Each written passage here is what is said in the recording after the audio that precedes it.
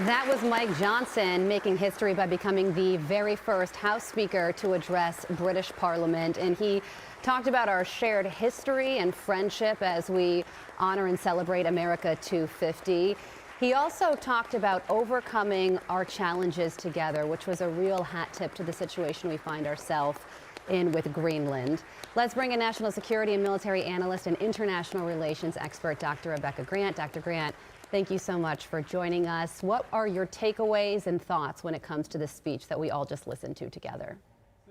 Oh, first, I absolutely loved this speech. I was so proud to be an American listening to Speaker Johnson. He's a wonderful man, and I think he really set exactly the right tone. To me, the business takeaway came towards the end of the speech when he said, we have no intention of doing this alone, and that the U.S. needs Britain more than ever. He also was pretty clear in making some wonderful statements about free speech, quoting George Washington on indispensable morality and religion in government. But he was clearly there to firmly shake hands with the British people and to chart a way forward together, you know, specifically mentioning NATO, mentioning AUKUS and the submarine cooperation, and saying, hey, we're going to do this together. It was really Speaker Johnson at his best. He's so good in those moments here in the U.S., and now he's done it for us over there in the House of Parliament. Fantastic. And he invoked Churchill 4 times. Anytime you're trying to appeal to the British people, you can never go over the number of times that you invoke Winston Churchill. But there were a couple of points that I think really stood out to me. And I'm going to sort of put this into a speech with 2 themes. One was this notion of calming the waters. But 2, Rebecca, Dr. Grant, was this notion of we need to remember what the foundation of both England is, and then by extension, the United States. And do you think that message will resonate with the British people, specifically with regard to British Parliament? Because as we have documented on this show and throughout the network, England is sort of having a crisis of its own with regard to open borders, a lack of a national identity that is definitely influencing its place on the world stage and its ability to be a proper ally to us. Your thoughts? Oh, yes, Britain is at a moment of crisis. And Speaker Johnson was statesmanlike, but he was also strong. You know, he walked into a parliament that's got a 100-seat Labour majority. You know, wouldn't that be nice? And quoted Margaret Thatcher, Lady Thatcher, on the subject of freedom. And everything that he said, whether it was on what they call migration crime, the need for secure borders, talking about the philosophy of the schoolroom becomes the philosophy of government, you know, quoting Abraham Lincoln. He sent a very clear, dignified message about the need to continue our values, return to our foundations, and to take on all those things that Britain is really, really struggling with in a way that the British have simply just never seen before.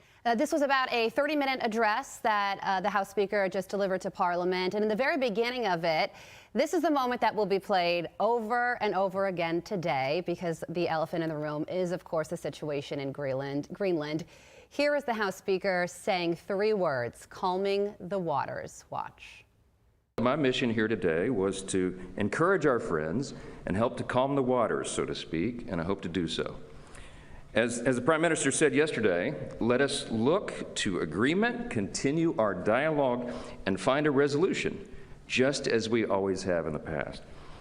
And in that process, I am confident that we can and will maintain and strengthen our special relationship between these 2 nations.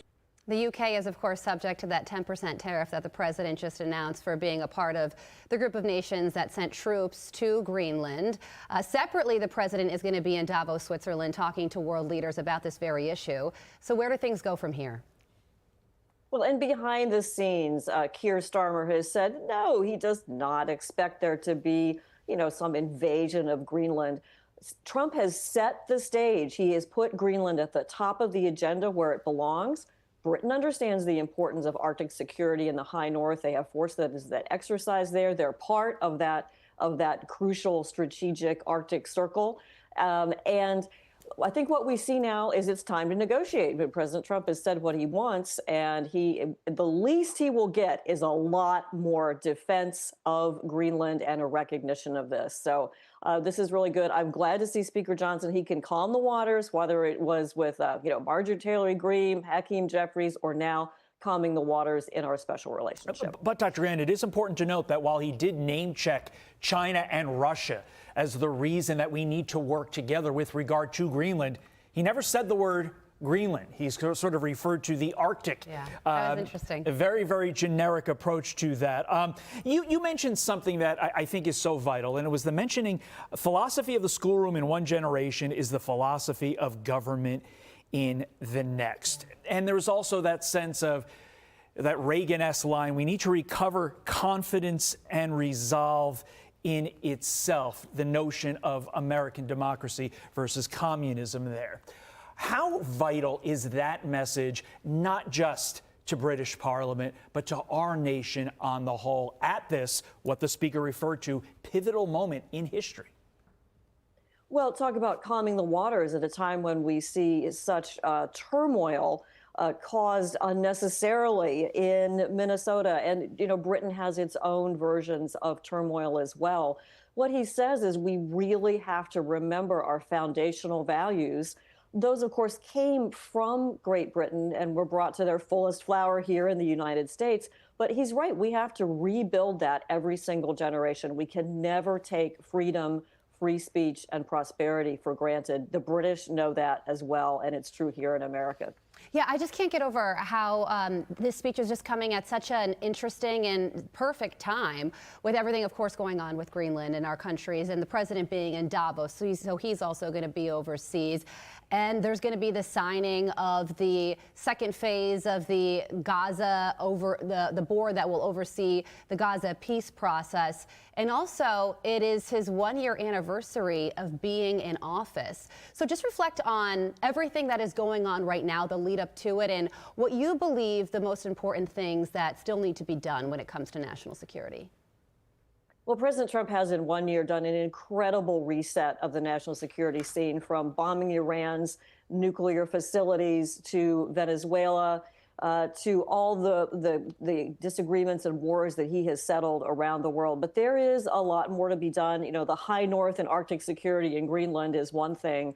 But we also, of course, have the problem of Ukraine. And while that did not really come up directly in this speech, Britain has been an incredibly staunch ally to Ukraine, providing weapons, a leader within NATO, and that will very much be discussed as well, because Britain is seriously scared of Vladimir Putin and a resurgent Russia. And we know that as big as the threat of China is, Russia is also a major problem. And of course, China, Russia together, that remains the big one to take on. A speech by Speaker Mike Johnson full of quotes. America first does not mean America alone.